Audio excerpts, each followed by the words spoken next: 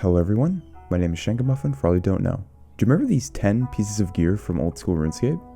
Let's find out. So last time around we just did weapons, and this time around we're actually going to be covering the whole 9 yards. We're covering the entire gear setup that's available. As always, these are opinion based videos, and if I forgot something, well, that just supports this case even further. Also, number 1 doesn't mean it's the number 1 item that people forgot. It's just a list. Coming up for our first item is the gardening boots. Now before you see anything, you're probably thinking of farmer's boots, which are different. Farmer's boots are earned from the Tithe farming minigame where you need 50 points to unlock it to get that farming XP boost. Gardening boots are obtained from any farmer in the world of Gielinor. These are a rare item to obtain since their drop rate is 1 out of 64. In addition, these are purely cosmetic and provide no additional benefits. The second item on this list is the Shaman Mask. Shaman Masks are obtained as a rare drop from the Ogress Warriors and Shamans from Corsair Cove Dungeon. These helmets share the same defensive properties as an Iron Full Helm. Seeing as how these are a 1 out of 1200 drop rate, how these are not that great with the defensive stats, and how I'm assuming not many people wander into this dungeon in general, these are normally not ever seen in the world of Old School RuneScape. Next up is an armor set, and thank you Scapenomics for helping me with this. This is our first quest related piece of gear that's featured on this list. This is known as the Robes of Elidinus? I don't know, which are part of the Spirit of the Elid quest. These are used to enter the Water Ravine dungeon for this quest. Even after, when this quest is completed, players still need these robes to access this dungeon, although I don't really believe there's any reason for someone to do so, unless there's that one niche Ironman account out there that needs this dungeon for whatever purpose it may be, but overall players don't venture out towards this dungeon at all. These robes provide no defensive bonuses, so this set is strictly for access to the dungeon and looking fashionable if you believe so. Coming up next are the Infinity Robe set recolors. And my goodness, these are absolutely disgusting. They deserve to be forgotten. These robes are the same as their primary Infinity Robe set, but the only thing that changes are the colors of them. You can obtain these recolor kits by doing Elite Clues, which have a drop rate of these kits of 1 out of 1250, allowing you to have the chance of having either piss yellow or textures that haven't rendered in yet if you haven't properly installed content onto Gary's mod. It's understandable why you don't want to see these anymore. They're disgusting to look at, and Infinity Robes are not really used that often as we see in the world. Between the two, I'd much rather prefer to look like a texture error than piss yellow. As a friendly reminder guys, the easiest way to support small content creators is by subscribing, liking, and hitting that bell notification. Let's get back into the video.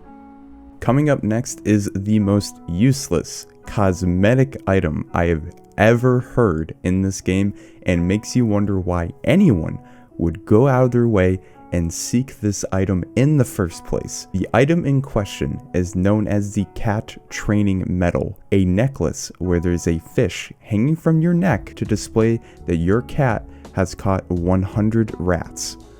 Why? Why does this exist? What's the purpose of having such an item? I literally don't know, but either way, I didn't even know this item existed until Tags HD told me about it in a Discord call as I was brainstorming of items I can include on this very video.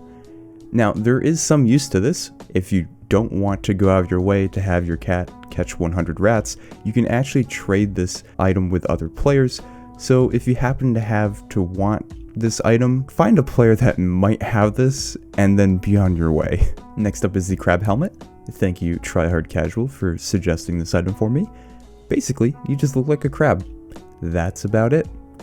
Nah, but in all seriousness, this is obtained by crafting a fresh crab shell with a chisel if you have 15 crafting and have completed the Freeing Pirate Pete section in Recipe for Disaster. It has the same exact stats as a Iron Med Helm.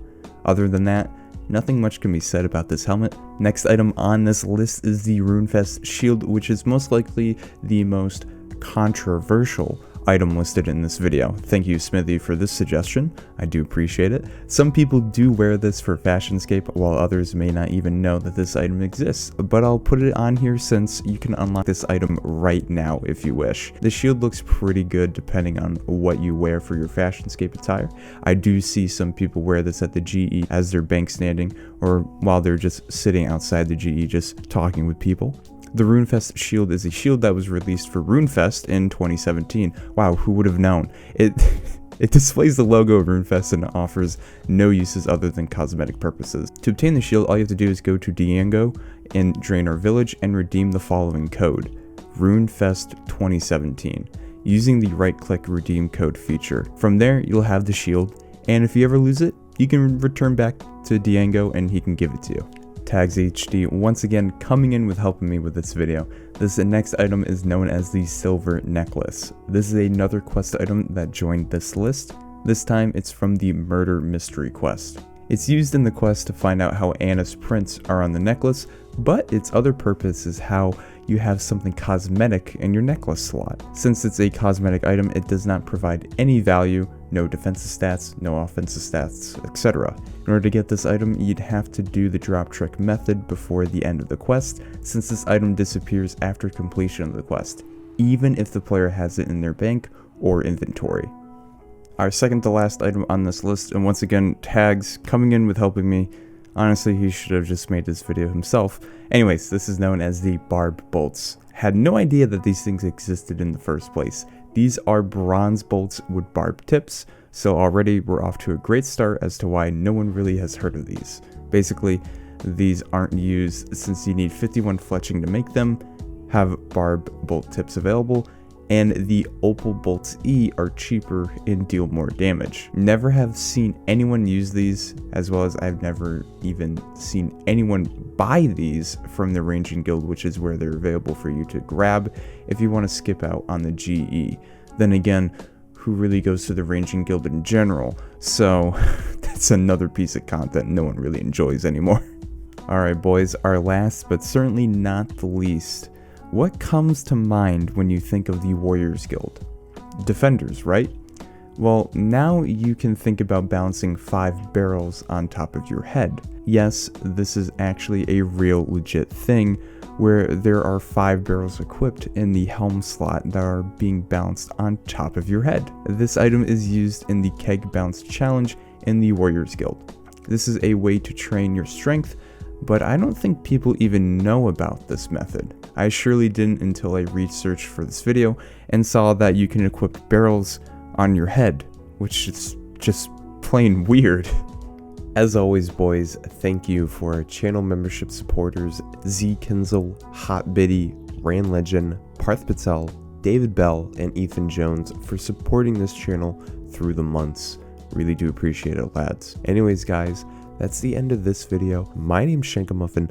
I'm signing out. Please enjoy this outro.